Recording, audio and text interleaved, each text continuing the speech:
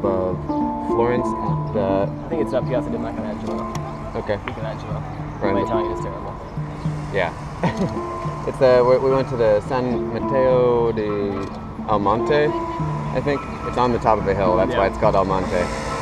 We ran up here pretty much from the town center to make sunset, and the view is spectacular. Particular. I don't know how well this has come out on video just with the exposure, but I'll pan the whole way. You can see the main town hall, the tower, and then the Duomo, and a bunch of churches, and maybe you can see the Ponte Vecchio, the bridge, covered bridge over the river. Spectacular. Perfetto. Yeah, it is their equivalent to the Sacre Coeur in Paris. This is where you come to see the city, and it's worthy of the name. It's great.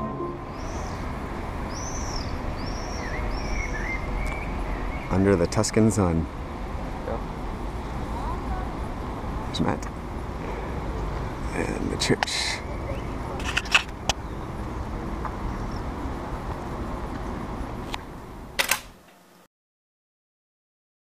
Run all this.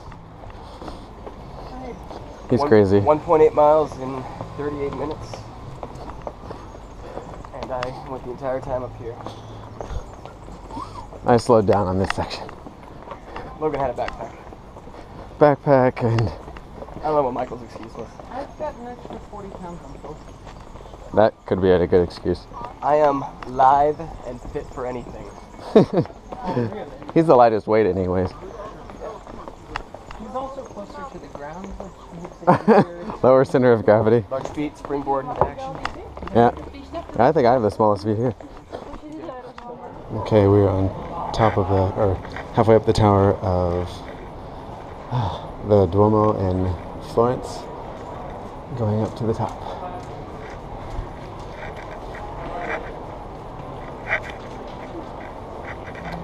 You're on candid camera. Yes. It's high.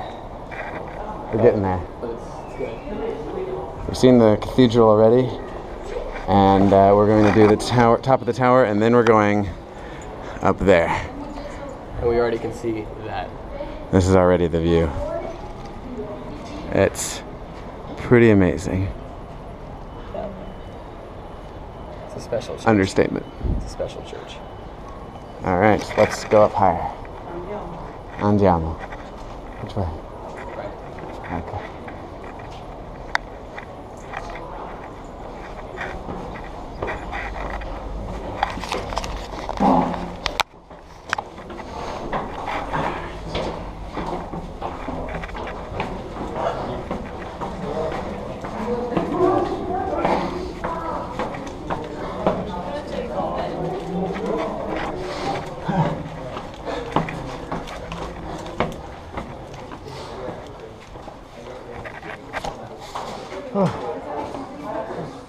Do we need to rest a bit? Who?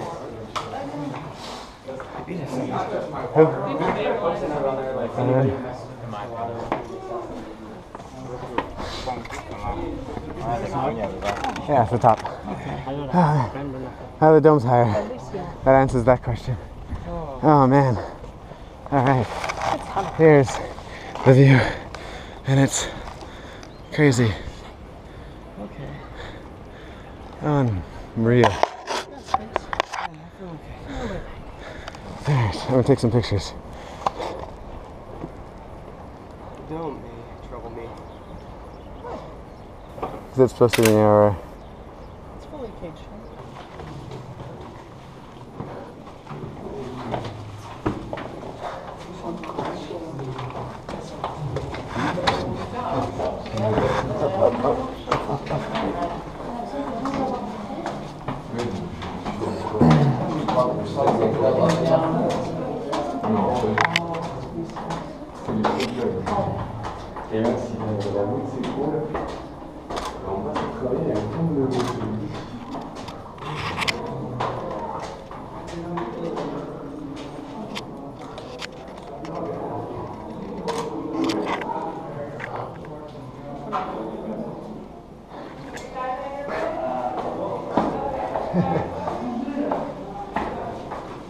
up the dome.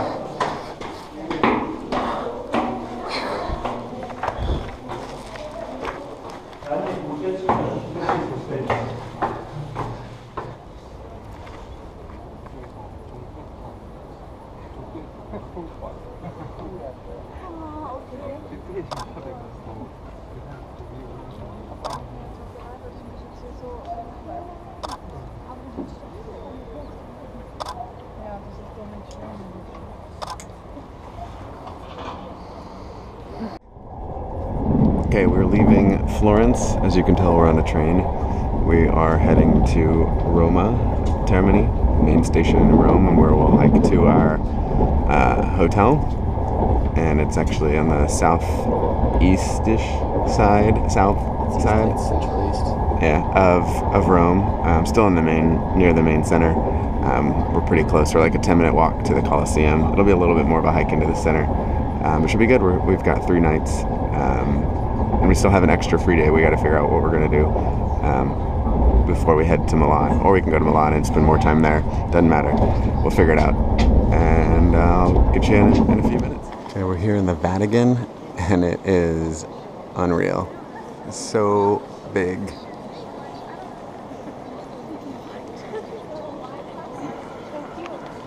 Largest active Christian church in the world.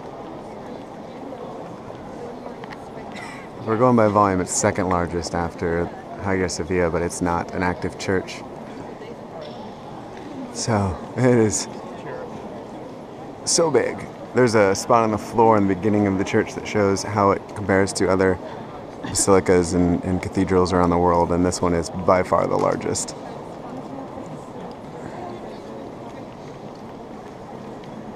I'm just in one wing of the nave.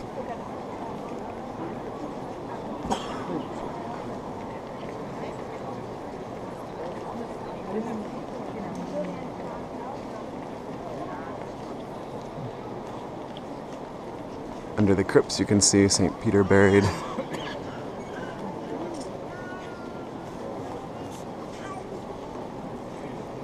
And next we're going to go up to the dome. Top of St. Peter's Dome is probably the easiest dome we've climbed in both EuroTrip 1 and 2. It was like a ramp part of the way. You could have taken an elevator to skip 200 stairs. There was only one part that was really narrow, probably, Matt said, 40 centimeters in width. But yeah, it wasn't very wide or very long. Was not bad. Really, Michael. It was really hot walking up it, but once we got to the top, there's a nice breeze and it's overcast. Lightning. There's lightning, so there's that. But A couple miles. All right, a couple miles away, Michael says. Heard a little bit of thunder. They might kick us out at some point. It's an amazing view of Rome from up here. You can see pretty much everything. Vittorio Emanuele, the wedding cake. You can see the Colosseum behind it, the Forum. You can see the Pantheon, the river. It's an amazing view. You can see people playing football down in a field in the park. It's a great view.